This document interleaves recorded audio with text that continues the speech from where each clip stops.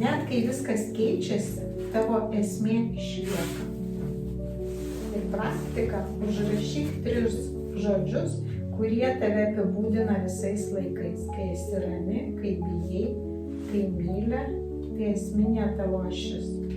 Tu nesi vieniša, palaikymas visada šalia.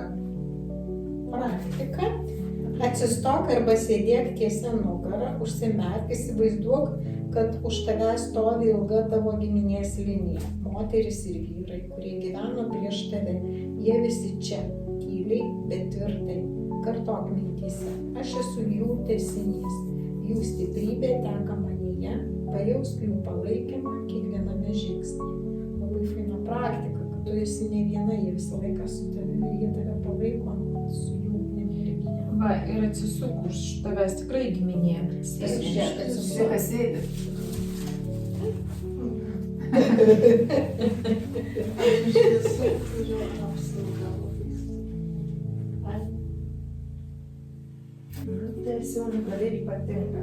Praktika, pažvelk į save veidrodį ir švelniai uždėk ranką prie širdies, giliai įkvėpk ir ištark. Aš esu ypatinga, nėra kitos tokios kaip aš. Pajausk šių žodžių svorį, nesistenk patikėti, tiesiog leisk jiems būti.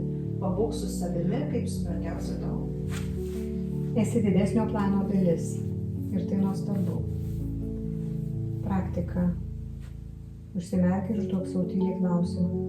Jei visą tai turi prasmę, ką šiandien galiu pamatyti kitaip. Leisk atsakymui tyliai ateiti, niekas nevyksta veltui. Esi ten, kur tau reikia būti, kiekvienas žingsnis turi prasmę. Nieko naujo, tai ką aš sakiau, tai ir čia parašyta. Čia visam čia. Depresija. Vienintelė kortelė depresijos. Paklausykit. Tavo ribos. Tavo meilė savo forma. Praktika. Šiandien pasakyk ne bent vienam dalykui, kuris eikvoja tavo jėgas, kuriam atlikti nekyla energijos. Net tylus ne yra didelė drąsa ir pagarba savo. Tau nereikia būti tobula, kad būtum mylima. Praktika. Užsimerk ir giliai įkvėpk. Mintyse leisk savo prisiminti vieną šiandienos momentą, kai jautėsi nepakankamai ar klydai. Užuot vertinusi, apkabink tą momentą mintimis. Ir tai mano dalis. Aš vis tiek esu verta meilės.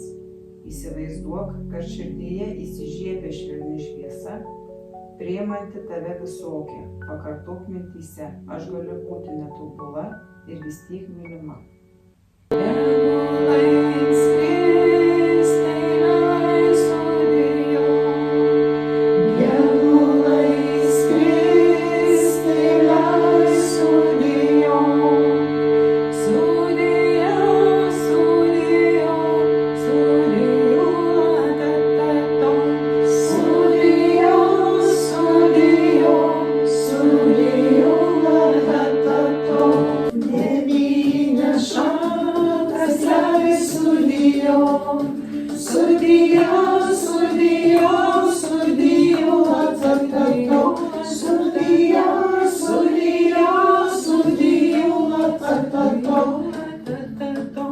Visas devynes leis sudijo, sudijo, sudijo, sudijo, sudijo, sudijo.